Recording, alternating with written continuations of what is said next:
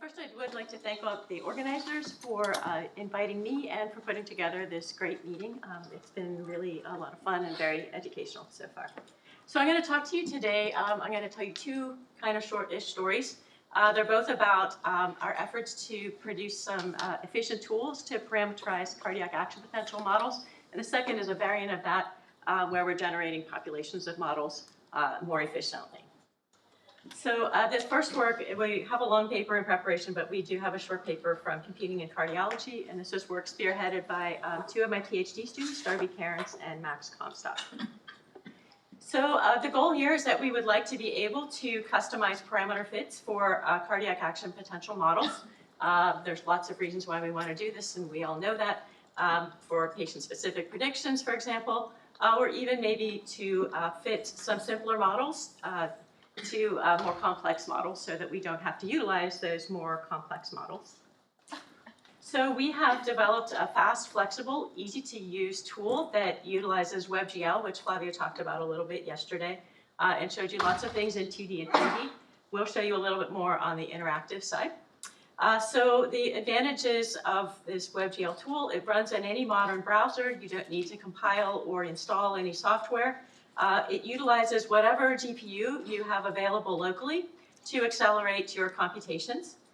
There's an easy-to-use interface. You can just click on things, and so that's nice to use. So far, we have 6 available models, and I'll show you which ones they all are. They're all more on the phenomenological side of action potential models. So they have 2 to 4 state variables and up to between 5 and around 40 parameters. That will be fit, but we fit all the parameters for whichever model is selected. And the input data that's provided, this is a little bit based on what we have access to ourselves, which is often microelectrode recordings or optical mapping data.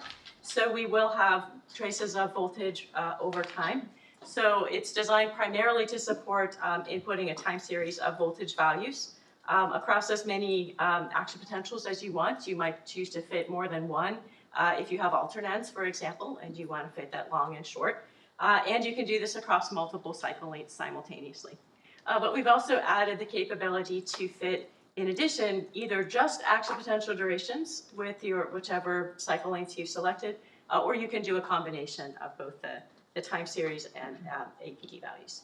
And we also have, if you have the action potential, the voltage time series data, the program automatically scales the data and aligns the upstrokes, so you don't have to worry about doing any of that. To actually do the optimization and find the parameter values, we use a particle swarm optimization, which is a derivative-free approach. It maintains a pool of candidate solutions, so that these candidate solutions are vectors of parameter values that are also referred to as particles, and these will be iteratively improved as part of the algorithm. So essentially, each particle has a position in parameter space, so however many dimensions that may be, as well as a velocity. And the velocities will be updated on both a local best and a global best. So basically, each particle I at a given iteration is updated for the next iteration in proportion to the velocity. And the velocity includes terms, is updated including terms that depend on basically how far, or well, the direction from there's a vector from the particle to the best that particle has ever seen, so the lowest error solution it has come up with so far, as well as one to the global best that has been seen up to this iteration from any particle. And I can talk more about the equations if you want. There's not really anything new here. We didn't really change the algorithm, but the advantage and why we chose it is that it's highly parallelizable. So we have all this parallelism we're trying to use from the GPU, and particle swarm optimization is a great choice for that. You can just have a massive number of particles and a smaller number of iterations, and you get good fits from that. It does require that you set ranges for your parameter values. So far, we do have default values provided, but those can be customized as well. And these are the models we have available. There are 6 of them, as you can see, ranging from 2 to 4 variables. So I'm going to give you a brief demo, which I'm hoping will work well on my grumpy old laptop, which is also running this presentation. and is not running on, is running on battery right now. So I'm also going to, of course, give you sort of an example that's a little bit more complex. But just a quick overview of the interface. I'm going to come back to this because I actually want to get this running. I'm choosing the most complex model, which is a modification of the Bueno-Arovio et al. Model that supports action potentials with the Brugada phenotype. So I'm going to actually go down here, and I'm going to choose the file that has that data set in it. And I'm going to choose that one. And along with that, I'm going to specify a number of things. I'll specify a cycle length. I'm going to specify how many beats I want to fit, which will just be one here. I can select some pre-pacing beats to get rid of transients so that I would discard those before making comparisons with the target data, but I'm not going to use that in the interest of time here. And I could, if I want to use additional data sets for different cycle lengths, but I'm not going to do that. And I'll explain the upper part of this while I go ahead and get this running. So you can see where the iterations are. And again, it's normally faster if it's not on this laptop with this model. But basically, your model choice is over here, as I showed you. And you can see all the parameters are listed. There are default values for the minimum and maximum, but you can customize those as you see fit. You can choose any particular parameters to include or exclude from the fitting. And in the end, your values will show up here. And you can see it got a very nice fit to this complex action potential shape. And then you can save out your parameter values, or you can save the full run details, including things like how many particles and your bounds and whatnot. So that's kind of a quick tour of the interface. And in the interest of time, I'm going to go ahead and get back to the main talk. But hopefully that was useful. So these are some examples of result fittings that we've been able to obtain. So here are just some fittings across different species. So we have a zebrafish action potential here, so time on the horizontal axis and a normalized voltage on the vertical axis. We also have data from a frog. These are both microelectrode recordings. And then we have an optical mapping recording, which is actually a different location in the same experiment with this human Brugada phenotype. And we've actually fitted 4 different models here, but you can see they all do a pretty good job of fitting to the data. And I'll show you one more example here, where we've actually fit to data traces from a more complex model. We chose the Fox et al. Model since it has some pretty robust alternans in it and is more complex, so it has, I think, 13 variables. So here we fit 3 cycle lengths simultaneously. So we fit 500 milliseconds, 400, and 300, which did have some alternans. Again, we're fitting multiple models, but you can see that all of the fittings turn out to be pretty good in this case. So it is capable of generating parameterizations that can give you these more complex dynamics like alternans. And the execution time is quite good for the algorithm. It scales very well up to the available parallelism. So you can kind of see that here. We're showing different particle counts for 3 different models. And you can basically see there's not much increase until you get to this very enormous number of particles where you do see a degradation in performance because we're just, we can no longer fit within the parallelism available. So that's kind of the first story, and it's a lead into the second story as well.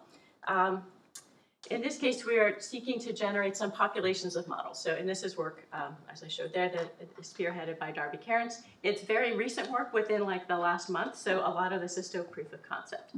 But our idea here is that basically this population of models approach has become more popular over the years as a way to handle biological variability and uncertainty in parameter values of models.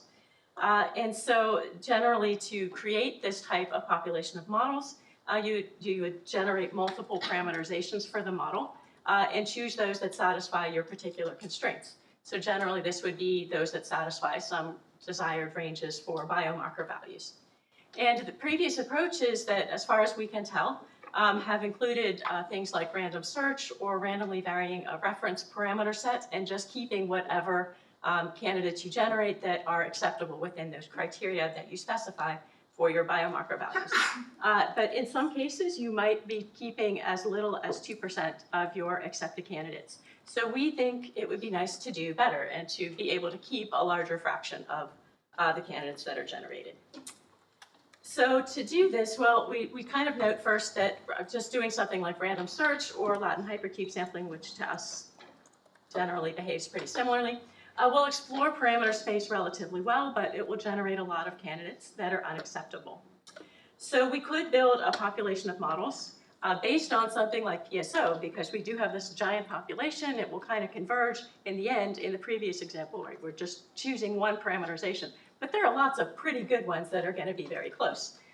The downside there is that we would expect that many of those parameterizations are almost overlapping in parameter space, and we would like to have more diversity in the parameter values. So our idea is to build on that PSO approach, but to ensure that the acceptable candidates are going to be a little bit more distributed in parameter space.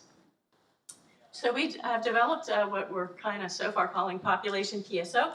It's essentially a clustered version of particle swarm optimization. So during the first iteration, we select some specified number n of low error solutions that we kind of use as group seeds. And then we form n permanent groups by assigning each particle to the group whose seed is closest to it in parameter space. And we keep those groups forever. So in this case, we replace the global best in the velocity update of the particle swarm optimization algorithm with the group best. So essentially, we just replace that term here. So for our proof of concept implementation that I'll show you today, we're going to be fitting the 13 parameters of the Fenton-Karma model. And we're going to be using 3 biomarkers that are all based on action potential properties, 2 different action potential durations for 80% and 20% repolarization thresholds, and the peak voltage.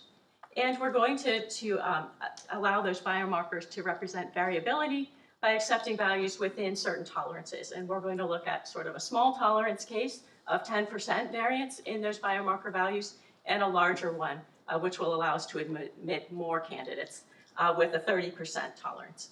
So if all the biomarkers fall within whichever tolerance we've chosen, then we'll go ahead and accept that as part of a member of our population of models.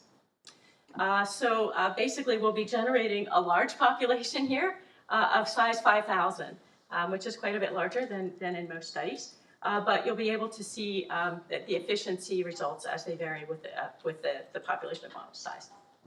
So to evaluate this proof of concept, we're going to compare the random search approach, particle swarm optimization, and our new algorithm with kind of what we expect to see outlined there. And we're going to evaluate that based on the efficiency, so basically the fraction of candidate parameterizations we actually accept, as well as the variability we observe in the biomarker values and in the actual parameter values accepted into our population. So just to orient you on this one, we're going to first talk about efficiency. So this graph at the left, or at the right, rather, it basically shows the number of accepted candidates along the bottom. So we stop at 5,000, but if you wanted to generate a smaller population, you could just kind of draw a vertical line there and evaluate the performance of the different groups there. And we're showing basically random search is in black, and we're going to show PSO results in blue, and the other colors are different numbers of groups for our clustered population PSO approach. And you'll see that the solid lines represent the sort of tighter bounds, the tighter tolerance of 10% in our biomarker values, and the dashed line is the more generous version of 30%. So random search, as expected, takes a long time. In fact, it kind of runs off the scale that we chose to use for this figure for the tighter variance. And in the end, in order to get to 5,000, a size of 5,000, well, we end up accepting only about 2% of the candidates that we generate. For the 30% variation, then we can accept about 18%, which is still pretty low. If we just use PSO, it's basically a lot better. We can accept a lot more of the candidates. And it takes much less, so about 34 seconds as opposed to over 4 minutes for the tighter case. But you can see that now we can accept about 6 times as many candidates for the tight bounds and about twice as many for the looser bounds. And finally, for our new approach with the clustered particle swarm optimization, we're looking at 5 groups, having either 5, 10, or 40 groups. And we do better with more groups. So we kind of go from yellow to green and red. With 40 groups is the best for both the tighter the bounds and the looser. And we're down to about 18 seconds, so it's still faster even than PSO, about twice as fast. And we're accepting about 1.5 times as many candidates as the PSO approach did. And so we're doing much, much better than random, and even better than if we just took things from what we generated from PSO. And now just to look at variability, this is I'll go through this slide quickly since I'm a bit over. And there's not much to see. So for random PSO or our new approach, the variability in the biomarkers is basically about the same. We don't even show the BP data since it's even lower variance. But here's where it does get more interesting. The variability in the actual parameter values that are accepted into that population are much different. So here we're comparing, this is all 13 parameters. They're just shown in different plots because of the differences in scales. But these are the 13 model parameters. And the top row shows those values in the population generated using random search. And the lower trace shows, the lower row shows those generated from PSO. So you see that there's a lot more clustering for those, as we would expect, that are generated from PSO. So in other words, a lot of those candidates that end up in the final population are kind of all on top of each other in parameter space. So it's not really very well distributed over space. But when we replace that with this clustered PSO, which is now in the bottom row, we basically recover the variability in the parameters that we saw from the random search, which is what we were hoping for. So we do get very good coverage in parameter space for our population. So I'll conclude here. Basically, there's lots left to do. Again, this is about the last 3 to 4 weeks that we have put this together. We do want to implement this for more commonly used models like O'Hara-Rudy and Tentusher. We would like to include a greater variability in biomarkers, but we're very optimistic with what we've seen so far, and we just are looking forward to scaling it up and getting it into WebGL. So happy to answer any questions.